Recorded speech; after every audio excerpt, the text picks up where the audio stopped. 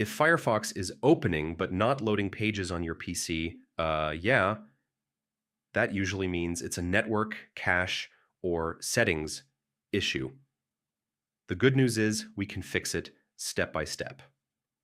First, make sure your internet is working. I mean, try opening another browser or a website to confirm your connection is stable. Next, restart your router and your computer. This clears temporary network glitches that can block page loading. Now check if you're using a VPN or proxy. Yeah, sometimes these can interfere with Firefox loading websites properly. Next, clear your Firefox cache. I mean, corrupted cached data is one of the most common reasons pages stop loading. Now, disable all extensions temporarily. One bad extension can block websites or break page loading completely. If it still doesn't work, reset your DNS.